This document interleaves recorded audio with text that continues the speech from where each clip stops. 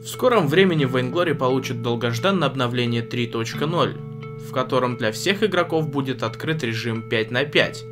Это новая карта, переработанные герои и их умения, и, конечно же, драконы. Пока все спорят, что за режим такой 5 на 5, в каких режимах будут проводиться игры на про-сцене и что будет со старыми режимами, мы должны с вами прекрасно понимать, что внедрение режима 5 на 5 это огромный шаг вперед для Vainglory и для мобильного гейминга в целом. Но все это ждет нас в середине февраля. До обновления 3.0 мы получим маленькое обновление 2.12. О нем мы с вами сегодня и поговорим. В первых двух абзацах маленького патчноута разработчики говорят нам, что владельцы золотых билетов наконец-таки получат ранний доступ к режиму 5 на 5. Также они получат эксклюзивный образ ограниченного издания «Золотой адский воитель Ланс». Но все это нас не так интересует, как следующее. Разработчики утверждают, что за время существования Vainglory ее интерфейс перестал быть интуитивно понятным и легким. Если вы играете давно, то с пониманием интерфейса игры у вас нет совершенно никаких проблем. Но если посмотреть на это дело с точки зрения новичка, то станет не совсем понятно. Я зашел в игру первый раз, прошел обучение, и слева у меня какие-то иконки меча, дракона, трубы мозга, чата. В чате потом окажется, что я вообще мог найти гильдию и команду. В магазине черт ногу сломит. У меня сейчас до сих пор вопросы, по какому принципу там сформированы вкладки, и по какому принципу они заменяют друг друга, если ты нажимаешь на одну из них. Также у меня вопрос, зачем мне знать показатели рейтинга моего союзника за предыдущий сезон, он же мог 1000 раз измениться. И почему настройки не в самой игре, а в телефоне? Это очень странно. В макете нового интерфейса игры мы видим огромную желтую кнопку «Играть» посередине экрана. Мимо нее очень трудно пройти. Слева все иконки подписаны, главная страница, герои, магазин, пати и так далее. И наконец-таки справа в верхнем углу мы видим шестеренку, ту самую пресловутую шестеренку настроек.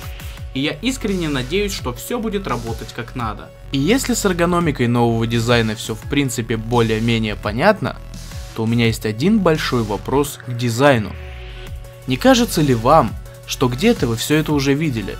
На мой взгляд, сейчас в подавляющем большинстве игр такой дизайн. Вспомните синие тона, неоновые элементы.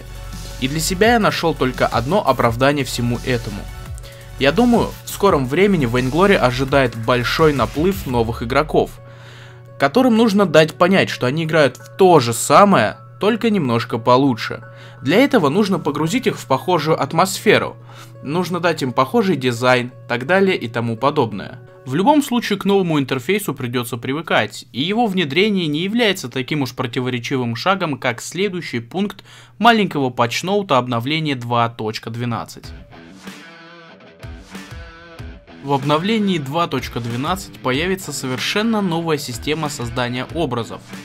И как говорят разработчики, сделано это по следующей причине. Далее цитата. Новички и опытные игроки в один голос повторяли нам, что старая система с картами и уровнями образов очень сложная, запутанная и долгая. Кроме того, прежняя система захламляла награды ненужными обычными картами и перегружала интерфейс. Новая система объединит две старые разобщенные системы, убирая ненужную путаницу. Я имею довольно-таки большой опыт игры в разнообразные MMORPG и могу сказать, что данная система крафта является в принципе примитивной. Но у всех по этому поводу своя точка зрения, и возможно кто-то даже не играл в MMORPG. Давайте отбросим все эти факты и просто посмотрим на голые цифры.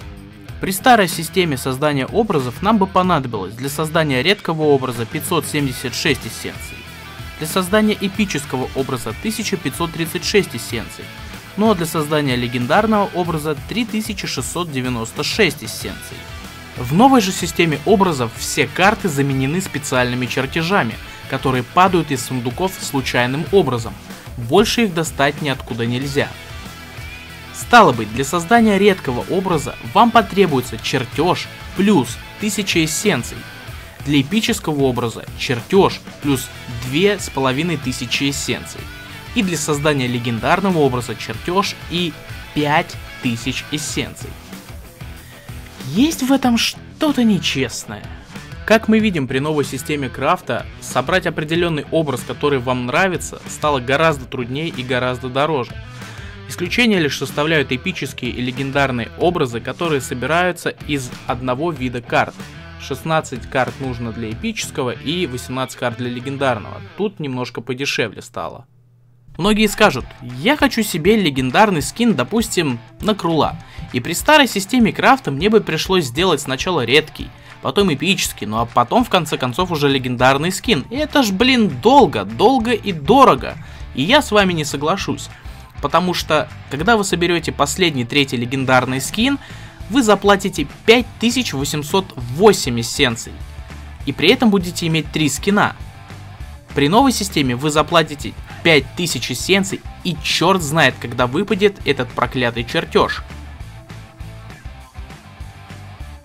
Также разработчики обещают снизить цены на все образы, и тем самым, на мой взгляд, они просто подталкивают нас к мысли о том, что проще покупать образы, чем собирать их. И в этом есть какая-то правда. Также в пункте об изменениях систем образов есть пара слов о том, как будут распределяться эссенции, что будет со старыми картами и так далее и тому подобное. На мой взгляд, это еще не полный список изменений, и разработчики обязательно нас удивят крутым контентом, но чуть попозже.